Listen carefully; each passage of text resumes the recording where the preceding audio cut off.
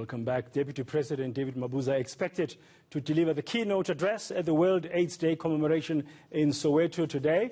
This year's theme is "We are in this together, Cheka Impilo," meaning check your health status. Mabuza is chair of the South African National AIDS Council. He'll also provide an update on the country's progress against 90-90-90 targets and share preliminary findings on the impact of COVID-19 on HIV and TB. My colleague, that's ENC's Khayelihle Khumalo, is there with us. He's got more. Khayelihle, very good morning to you. Well, we are still waiting, of course, for that address by the Deputy President on this World AIDS Day. But we've seen before some calls by authorities leading up to today to South Africans to really make the right choices, the right health choices, because we remain with the highest number of people living with HIV in the whole world.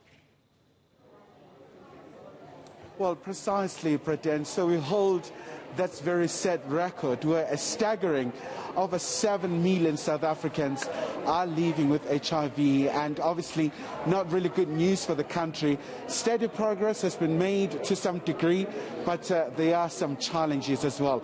And joining us now is the co-chair of SANEC, that's Steve. So reflecting in our fight against HIV and AIDS, Steve, obviously you look at the 90-90 program. We've made some progress there, but obviously there are some concerns in as far as the issue regarding the other 90 there. Sure. No, indeed. Look, we have first meeting the targets around the first 90, which is getting more South Africans to know their HIV status. And we've seen programs across the country testing so that we can get more and more people on treatment. Of course, some of the challenges were met during COVID because of access to treatment, as well as making sure that people adhere to the treatment. There's quite a lot of challenges even on the adherence component of it, because people have gone through treatment holidays and many other challenges. But what has been more key is the second and third 90, which we are very concerned of, because we do want to get many people virally suppressed. Because what we know is that once people are virally suppressed, they will not be transmitting HIV. It is our biggest challenge, and it's not only just on the base of HIV, it's because of the co-infection of HIV and TB. And this is one of the issues that as SANEC we are concerned around and responding to. And it's been a double whammy, because with COVID-19 and the pre-existing conditions, so we've seen some South Africans unfortunately dying, but you're also getting reports of areas like the Northwest where the ARVs are no longer available.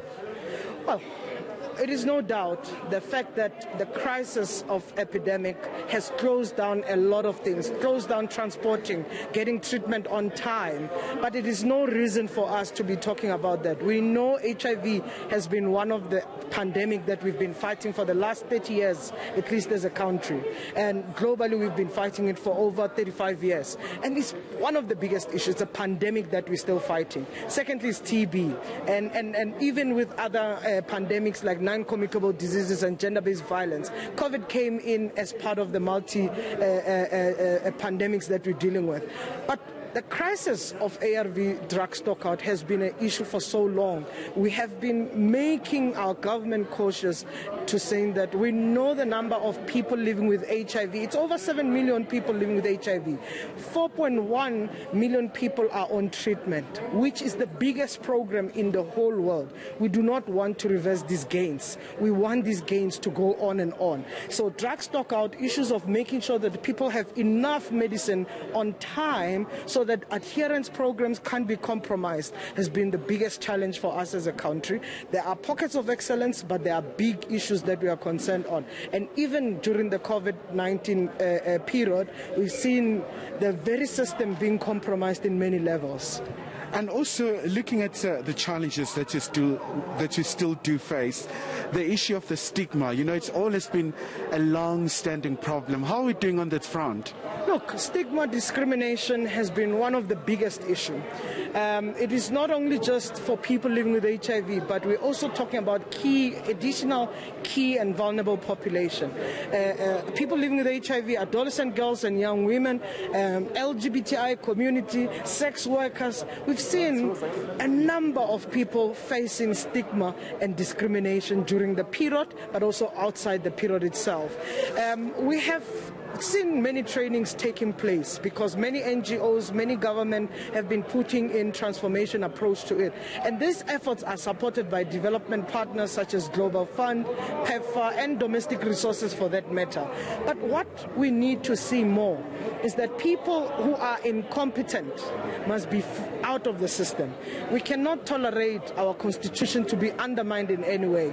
We cannot tolerate where human rights violations continue. We can't tolerate gender-based violence. These social ills that continue to be normalized in society, we cannot tolerate that. We must get people out of the system because they are the ones that are destroying the system. Secondly, the point around new infections, one of the key things that we know that continues to ensure that our HIV efforts are reversed is that we are not closing the tap of new infections.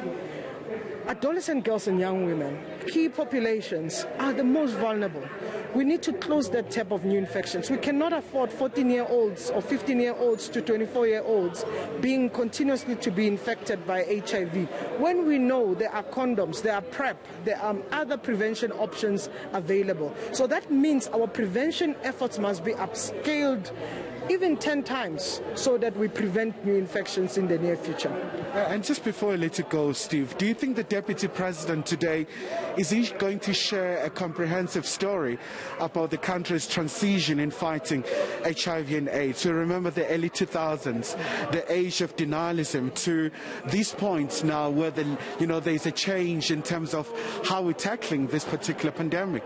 Look, Deputy President for sure is the chairperson of SANEC itself, and we've seen even in the last couple of months there have been latest data that has been coming in that is telling us the evidence where our progress is as a country, not only on HIV but HIV, TB and STI, and also the integration of COVID. So Deputy President comes with a mandate of the Council that clearly stipulates what needs to be done. Our theme of a shared responsibility is very key, and I'm sure Deputy President will definitely highlight the importance of shared responsibility. That means you and I, that means everybody walking in the street must take responsibility.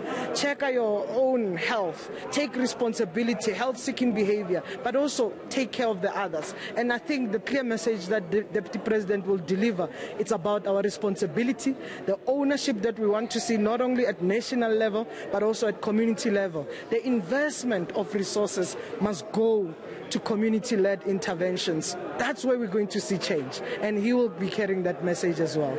All right, Steve Letsika, thank you so much indeed. That's, of course, the co-chair of SANEC, really giving us a snapshot of what is to come here today.